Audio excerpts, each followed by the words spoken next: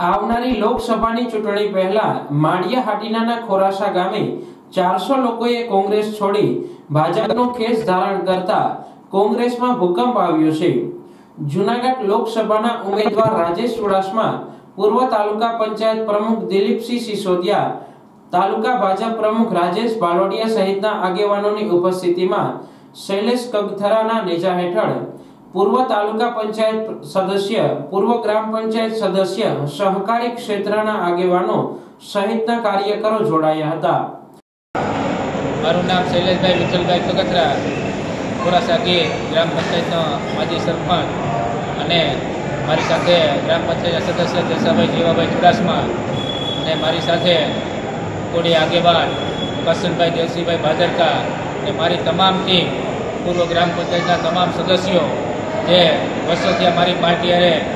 અને પાર્ટીની સાથે જે કામ કરતા હતા કોંગ્રેસ પાર્ટી હારે, તે તમામ મારા ગ્રામ પંચાયતના સદસ્ય અને સાથે ગામના તમામ મારા મોટા બધા કાર્યકર ભાઈઓ જે 400-500ની સંખ્યામાં આજે અમે કોંગ્રેસ છોડી અને વિધિવત રીતે આપણે આપણા માનનીય સાંસદ સભ્યશ્રી અને હાલના સંસદ જૂનાગઢ સંસદના ઉમેદવાર રાજેશભાઈ ચુડાસમા અને પૂર્વ તાલુકા પંચાયતના પ્રમુખ દિલીપભાઈ સિસોદિયા અને આપણા ભાજપ તાલુકા પંચાયતના પ્રમુખ માળિયાના રાજેશભાઈ બાલોડિયા, જે તમામ ભાજપના આગેવાનોની હાજરીમાં અમે આજે ભાજપનો ખેસ ધારણ છે એ વિધિવત રીતે અમે બધાએ 400-500 કાર્યકર સાથે આજે ભાજપમાં પ્રવેશ લીધેલ છે। લોકસભામાં નામાંકન ભરવા સમયે તમામ કાર્યકરોને ઉપસ્થિત રહેવા જણાવવામાં આવ્યું છે।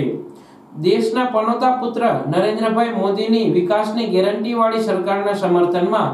જોડાવા સાંસદ રાજેશ ચુડાસમાએ જણાવ્યું, તારીખ 7/5/2024 ના રોજ વધુમાં વધુ ભાજપ તરફી મતદાન કરી ભાજપને વિજય બનાવવા અપીલ કરી હતી। રાજેશ બાલોડિયા, તાલુકા ભાજપ માળિયા હાટીના, આજરોજ માળિયા હાટીના તાલુકાના ખોરાસા ગામે લોકસભાની ચૂંટણીના અંતર્ગત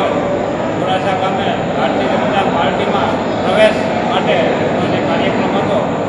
એમાં ખોરાસા ગામે ગ્રામ પંચાયતના પૂર્વ સરપંચ શ્રી શૈલેષભાઈ કગથરા તેમજ ગ્રામ પંચાયતના સાથે સદસ્ય શ્રી જસાભાઈ ચુડાસમાની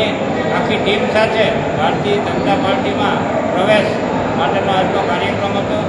તે કાયમી માટે કોંગ્રેસ છોડી અને ભાજપમાં એમના સમર્થકો સાથે અંદાજિત 400થી 450 કાર્યકર્તાઓ ભાજપમાં પ્રવેશ કરેલો હતો, જેમાં ઉપસ્થિત આ વિસ્તારના સાંસદ અને હાલના લોકસભાના ઉમેદવાર રાજેશભાઈ ચુડાસમાની ઉપસ્થિતિમાં આ કાર્યક્રમ યોજાયો। મોટી સંખ્યામાં એના શૈલેષભાઈ અને જસાભાઈના સમર્થકો સાથે ભાજપમાં ખેસ કરી અને પ્રવેશ કરેલો છે।